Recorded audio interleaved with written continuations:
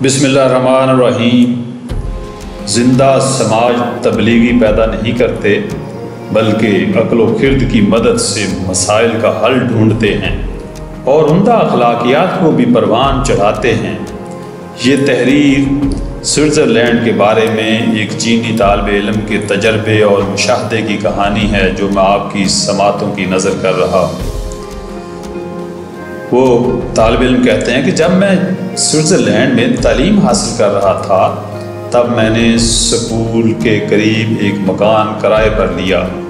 اس مکان کی مالکن کرسٹینا جو اپنی عمر کی 67 بہاریں اب تک دیکھ چکی تھی، اب وہ ریٹائرمنٹ کی زندگی گزار رہی تھی۔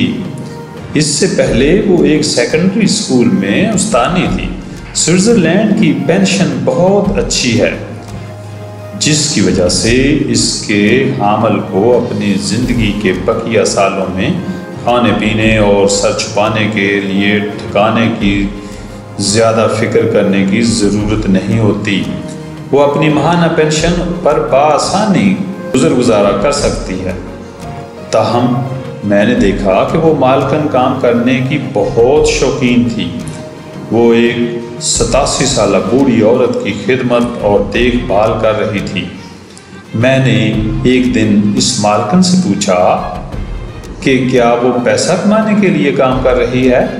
اس کے جواب نے مجھے بہت حیرت میں مبتلا کر دیا۔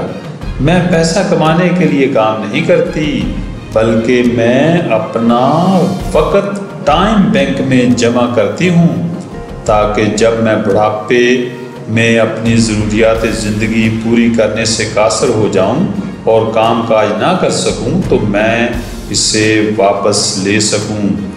میں نے پہلی بار ٹائم بینک کے اس تصور کے بارے میں سنا تو میرے تجسس میں اضافہ ہوا اور میں مالکن سے مزید جاننے کی کوشش کرنے لگا۔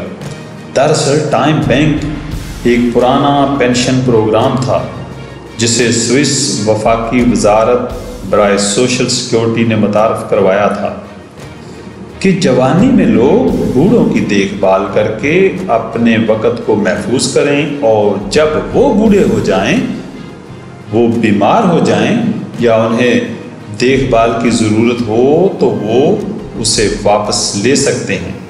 ٹائم بینک کے لیے درخواست جمع کروانے کے لیے ضروری ہے کہ وہ صحت مند ہو، خیر خواہی کا جذبہ رکھتا ہو اور خوش اخلاقی سے بات کر سکتا ہو۔ جب درخواست منظور ہو جاتی ہے تو اسے ہر روز ان بزرگوں کی دیکھ بھال کرنی پڑتی ہے جنہیں مدد کی ضرورت ہوتی ہے۔ اس طرح یہ خدمات کے اوقات سوشل سیکیورٹی سسٹم میں درج کیے گئے ذاتی اکاؤنٹ میں جمع کر دیے جاتے ہیں۔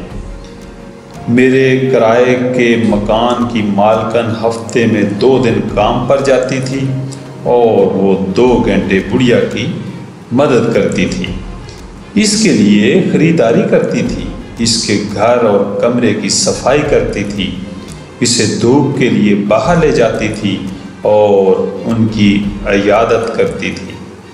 معاہدے کے مطابق اس کی خدمت کے 1 سال بعد ٹائم بینک اس کے کام کے اوقات کا حساب کتاب کرے گا اور اسے ٹائم بینک کارڈ جاری کرے گا۔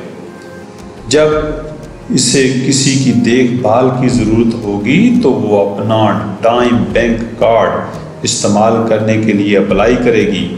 معلومات کی تصدیق کے بعد ٹائم بینک دوسرے رضاکاروں کو ہسپتال یا اس کے گھر میں اس کی دیکھ بھال کرنے کے لیے ذمہ داری تفویض کرے گا۔ ایک دن میں اسکول میں تھا اور مالکن نے فون کیا کہ وہ اپنے کمرے کی کھڑکی صاف کرنے کے دوران اسٹول سے گر گئی ہے۔ میں نے جلدی سے چھٹی لی اور اسے علاج کے لیے ہسپتال لے گیا۔ ٹیسٹ اور ایکس رے کے بعد معلوم ہوا کہ اس کا ٹخنا ٹوٹ چکا ہے اور اسے علاج کے لیے ہسپتال میں داخل کر لیا گیا۔ مجھے روزانہ اسکول جانا پڑتا تھا، اس لیے میں پریشان تھا کہ اب اس کی دیکھ بھال کون کرے گا۔ اس کے لیے میں ابھی ایک شخص کو ہائر کرنے کے لیے اپلائی کی تیاری ہی کر رہا تھا کہ وہ میری پریشانی بھانپ گئی۔ اس نے کہا کہ آپ کو زیادہ فکر مند ہونے کی ضرورت نہیں ہے، کیونکہ اس نے بینک ٹائم کو موجودہ صورتحال کی درخواست پہلے ہی جمع کرا دی ہے۔ 2 گھنٹے کا وقت گزرا نہیں ہوگا کہ ایک نرسنگ ورکر ہسپتال کے کمرے میں داخل ہوئی جسے اس عورت کی دیکھ بھال کے لیے ٹائم بینک نے بھیجا تھا۔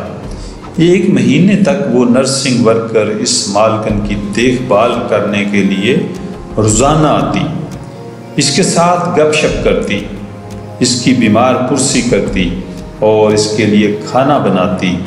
دیکھ بھال کے مؤثر سسٹم کی وجہ سے بہت جلد وہ عورت صحت یاب ہو گئی۔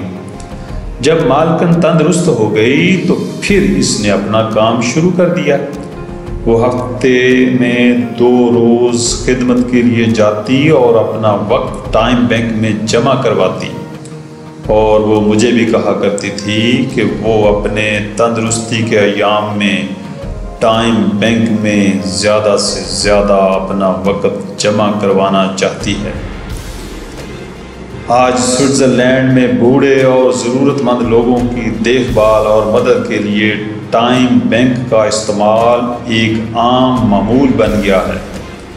اس سے نہ صرف ملک میں پینشن کے اخراجات کی بچت ہوتی ہے بلکہ دیگر معاشرتی مسائل بھی حل ہو جاتے ہیں۔ سوئس پینشن آرگنائزیشن نے سروے کیا جس سے پتہ چلتا ہے کہ آدھے سے زیادہ سوئس کے باسی بھی اس قسم کے پروگرام میں حصہ لینا چاہتے ہیں۔ شکریہ، والسلام۔